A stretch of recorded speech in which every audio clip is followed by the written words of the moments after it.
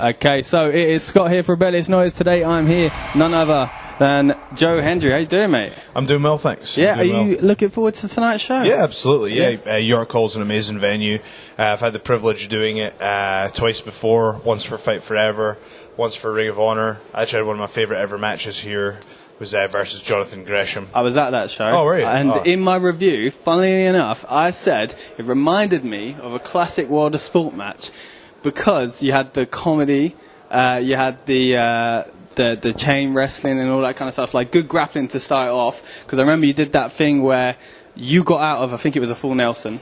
He was impressed. Wow, he remembers it more than me. He was impressed, and he wanted you to teach him. And then you taught him it, and then I think it was a bit where you ran around the ring and he flew out the ring. Yeah, I think the fact that he managed to convince anyone that I was going to teach Jonathan Gresham a hold is, well, he was impressed. He seemed quite impressed. No, Jonathan Gresham is one of the best in the world, so it's amazing to see the the platform he's on now, and I've just seen he's got a YouTube channel where he's teaching a lot of holds and stuff, so I plan on stealing everything from that. So. Except for the one thing you taught him that day. Absolutely. Right? Don't worry. Absolutely. Yeah. Speaking of which, I mean, Ring of Honor, obviously you've been doing work with Impact Wrestling as well. How's that been? Because your career the past few years has really started to pick up more and more. You're getting more of a name for yourself. So, yeah, it's great. I mean, basically 2019 for me is, as of tomorrow, like I'm a free agent basically. Okay, right. It's an exciting time. There's pros and cons of that obviously, but I'm just 2019 for me is just I'm not going to worry. Basically, I've spent too much time worrying about things I can't control. Right. And it's kind of it to me like somebody. What I'm going to do, all I'm going to do is try and improve as much as I can. Mm-hmm. Like I've got a new podcast series, How to Become a Professional Wrestler. Okay. Where I'm basically just telling people how I got to this point. Yeah. But also what I'm hoping is to instill some, because I felt I was coasting for a bit, Right. So I feel like I wasn't challenging myself enough. So and having matches like the one I did with Jonathan Gresham, I felt I really learned something from that. Yeah. So in 2019, I'm trying to really broaden my horizons and push myself as much as possible and have the best performances I can. Like different styles. Yeah. Whereas like before, I've been really sort of business focused and going, right, well, I want to work here, I want to do that, I want to achieve these things, you know. Whereas now, like, I probably won't be doing amateur wrestling this year. Right. I may do the British. I thought to myself, I might try. I've won the Greco British title, I've won the freestyle British title, and I thought I might try and win both in the same day and then retire. Right. So I might do that. Okay. But that's a big claim. I might do that. Yeah. I might do that, but again, it's like I'm not going to do it at the expense of professional wrestling. Professional wrestling is the focus now. So what I'm going to do is just try and become the best professional wrestler I can be. Like I'm really improving my diet a lot, my training. Like I'm really starting to love weightlifting, and like I say, when I'm doing this podcast series, I'm explaining to people, how I got to where I got to, but at the same time, I'm kind of trying to remind myself of the same student of the game mentality that I had when I started, and I'm trying to get myself back. I guess because you're always learning, no matter what level you get to. There's going to be something you can learn off of. And it's one of these things. I think it's about at times we all need a bit of humility, and I guess I just got to this point where all these things were happening, across wrestling and the amateur stuff of the Commonwealth Games and all that, and things just kept happening. So I was just responding to what was happening without ever really taking a second to go, this is a pretty fortunate position to be in. So I think now I'm really starting to appreciate the things that I have, and I feel like I'm in a really good place, and I'm just going to give it my best. And to me, it doesn't matter right now. I know of course it matters, but like it's in my mentality, I'm not trying to think about who wants to sign me or who doesn't want to sign me. The only thing that matters is I'm going to produce the best body of work possible that I can do, and if that takes me somewhere, great. If it's the independence for the foreseeable future, then I've never been more excited to get stuck in. Going to be a good year. Yeah, well, sounds good. Yeah. So you said about being a free agent. Does that mean not with World of Sport anymore as well, or how's basically, well, just to be completely honest with you, I've never actually been signed exclusively to anyone. Yeah. So I have, the contracts that I have had in the past, it's been, short term and non-exclusive. So I have actually kind of always been a free agent, if you will. It's just now I'm completely open to do what I want whenever I want. And what I will say though is the World of Sport Tour has been it's been amazing. Right. You know, I've been teaming with BT Gunn, and again, I feel that you know, don't get me wrong, I'm really in the areas that I'm really confident. I'm super confident, but I think there's a lot of things that I do need to learn because I've only been in it 5 years. You know, and it's like it's still fairly early in my career. So teaming with BT Gunn, I've really learned a lot of the things that I'm weak at. I feel he's very strong at, so I'm learning from him, tagging with him. I'm really enjoying it, and to be honest with you, if these kind of shows, and I mean, to be honest with you, I was blown away with the attendances. Because again, just to be frank, as a talent, when you hear that, you know, there was a few show cancellations, you know, you get a few alarm bells and stuff like that. So when we showed up and we're getting sold out venues, and you know, a sold out Blackpool Tower, you're going, oh my god, the pictures are great. The momentum is very much there. So I think the houses have been amazing. And you know, if I could do this every night, then I would absolutely do it. You know, it's a phenomenal job. The tours have been ran incredibly professionally, and it's a privilege to be a part of it. So yes, I am a free agent, but I could certainly, you know, see this as a future for me. I think the humility you're showing basically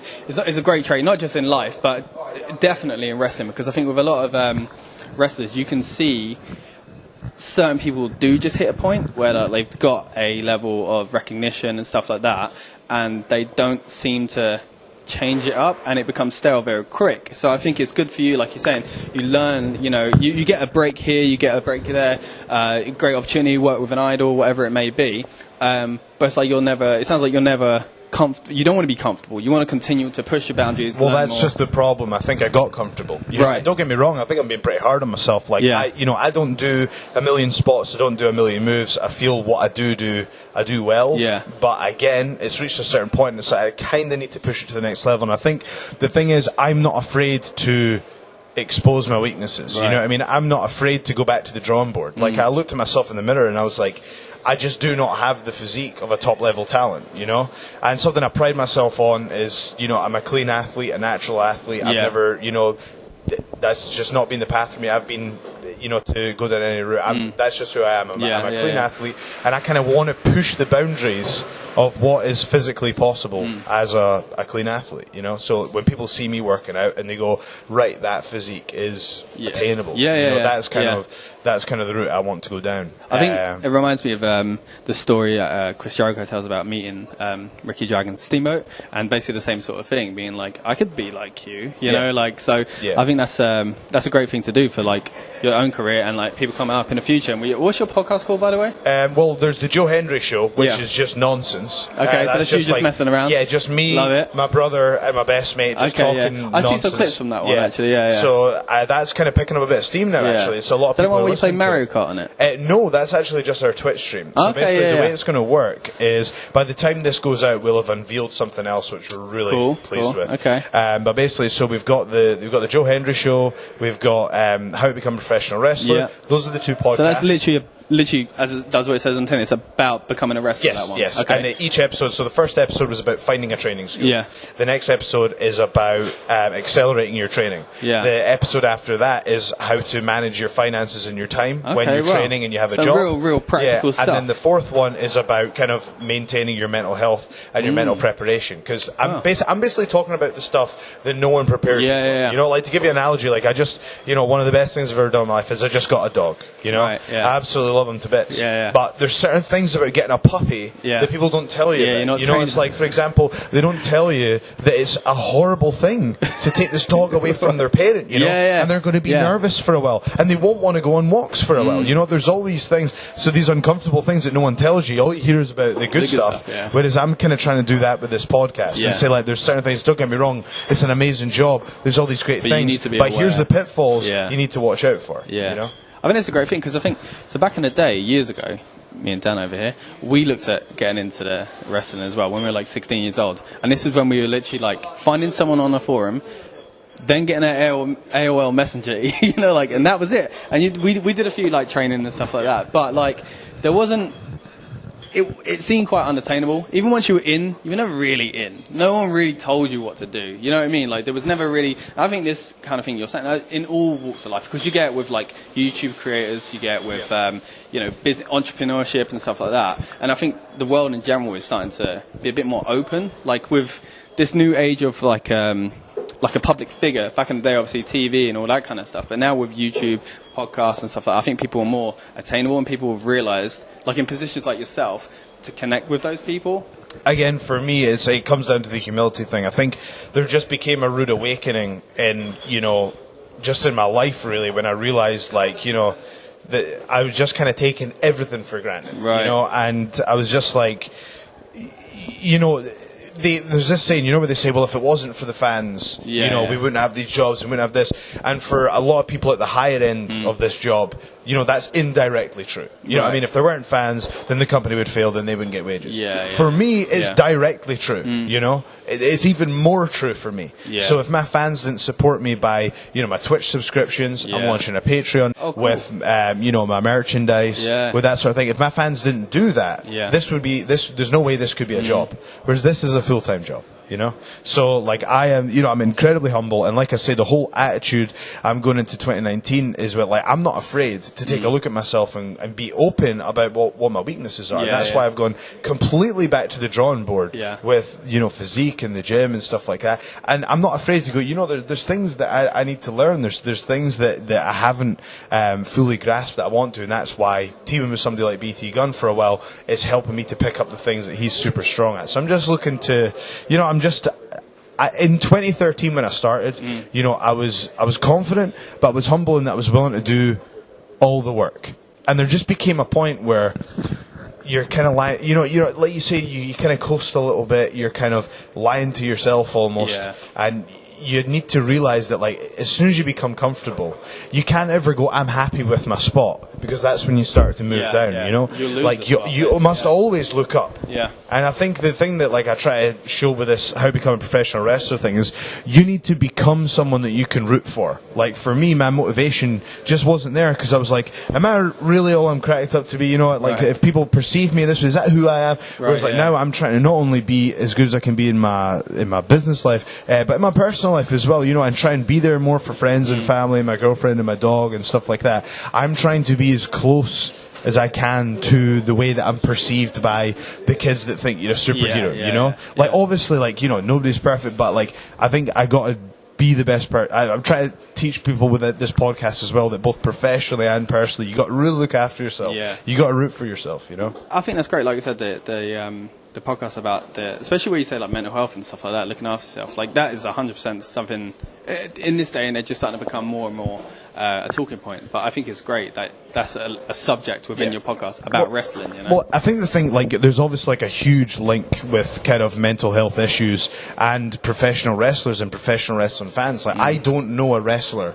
that could honestly say they don't have some sort of issue with anxiety. I think say the same with comedians, don't they? Exactly, it's that sort of job. So it's you kind of learn a lot about yourself in this job, but also a lot of the fans that I speak to have issues as well. And I think there's a really good, for me personally, again, I understand that there's kind of different levels of depression and severe depression, and but I think that depression, whatever, and sadness, whatever scale it on is on, I think we can all identify with it to some extent. And for me, when I've kind of, I've had a few things. It was difficult for me going to the Commonwealth Games, not winning a medal, maybe not achieving certain things professionally that I wanted to, and kind of, look, I won't get into it fully, but with amateur wrestling, there were a lot of situations that were wrong, I was basically forced to go to South Africa when I didn't want to go. I was told, if you don't go to South Africa, you're off Team Scotland, No one else had to do that, but I knew they didn't want the professional wrestler in there. So I had to grip, so I had fighting back all the time, basically. So I had to grit my teeth and go to South Africa and wrestle in tournaments that I knew I wasn't really ready for, and no one else had that onus on them. To make you look bad, or? No, I think it was so I wouldn't do it or it would make room. They would basically put me in a situation where I looked bad, so then other people could leapfrog me who hadn't won the British. Right. You know? Okay. Just honestly, trust me. Amateur sports is politics. It's all politics. Right. Listen to what Ronda Rousey talks about amateur sports. Yeah. If you don't believe me, listen to how she It's talks weird about because you judo. think with an industry like that, it's about if you're good enough, you go here, and if you beat this guy, you go here. But it's weird that. Well, here's the thing. Here's the thing, right? So there's a balance there. I'm talking about it's all politics. For me, I was never going to be world champion at amateur wrestling. You know, I started it. I mean, again, I don't encourage people to say I'm never going to do this. Never say never. But like for me, I only did amateur wrestling to boost my pro wrestling. Right. But I started at like 27 or something. You know, so it's like. My goal was to get to the Commonwealth. Yeah. I didn't even think I'd be British champion, you know? Yeah. So the fact I've become a two-time British champion is great for me. But so for especially as a backup to your professional wrestling career, you know? But for a mid-level athlete, or if you want to call me a kind of, you know, I wouldn't quite say it was elite level, but, you know, certainly a national, you know, I guess Commonwealth international level athlete, that's when the politics does play a part. Yeah. But see if my dream was to be a world champion amateur wrestler, I would have moved over to America as soon as it was humanly possible and trained over there. Yeah. You know what I mean? Because like the caliber of the competition, it kind of raises your game, and basically you become undeniable. The problem was that was never my goal or my dream. Right. It was just to supplement pro wrestling. Okay. So I kind of felt that I suffered depression because I felt like I was trapped. I had to go to a country I didn't want to go to, miss out on good money opportunities. Yeah. So I was broke. I then had to I had to leave my flat. I had to go to the Commonwealth with no money, and I'm in Australia, and I'm kind of like, you know, I'm just like, how am I going to make this work financially? I've got all these pressures. I didn't have anywhere to live when I came back. And it wasn't like you said the end goal was to become world champion. It was just you were doing it. So I've had these amazing experiences, but at the same time, I'm going through all this turmoil for something I didn't really truly want. You know, I wanted to get to Commonwealth, and I'm glad I did. But I think in retrospect, you know, I don't have any regrets. You can't. You got to with the information I had, I made the right choices. But I guess my point is like that caused me to feel what basically a higher level of anxiety and stress. And I felt depressed, and it was kind of, I think the only way I really got out of it was to really look after myself a bit, you know, and just kind of refocus, and also, you know, just take some time to just try and feel good about yourself, you know. And it's like it was a really tough time, but I think also taking a bit of personal responsibility and going, you know what, no, like the only person that can get me out of this is me. You know what I mean? So I think now that I just try and have my life associated with as much positivity as possible, and that's why I would encourage people to follow their passion. Because I say to people with these podcasts, the last thing you want to do is go to your grave with regret. If you want to be a professional wrestler, and you never go to a professional wrestling training session, not one time, then you go to your grave with regret. Whereas if you go one time and you realise it's not for you, then you'll know. At least you're alleviated of that regret. You know, that burden's gone, isn't it? You know, you get a new passion, and it's fine. Exactly. But you owe it to yourself to find out. So you know, if you're feeling down, if you're feeling anxious, pursue your passions. That's what my advice would be. That's what's worked for me. Pursue your passions. Always do the right thing. Be the best person that you can be. You know, we're getting a bit deep here. This may be a wrestling interview. So giving you life advice. It's great. We will touch on a bit of wrestling. Okay, before we get out of here, we'll just say, so with World of Sport, obviously that's what we're here for today. Like you say, legendary arena, York Hall. And like you say, you've loved the tour so far. What would you like to see with the future of World of Sport? Is the one thing I'd say you'd like to see them try or do next? Well, I mean, again, this is, as I say, I am humble in the sense that I'm willing to do the work to back up what I'm saying. But when season 2 comes around, I believe that if I'm the champion, I can take this brand to a whole new level. I believe I've got something within me that can bring this to a whole new level. And if you want to be at the top of the card, you need to have that confidence. You've got to have that belief, and I do. So, and I believe at the forefront of this company, I can take it to the next level. So for you, what World Sport should do You should be It's the given top me a world. guy. It's given me a world title shot. Yeah, 100%. Well, Joe, it has been fantastic, mate. Thanks for the interview. Thanks so much. Check out the podcast.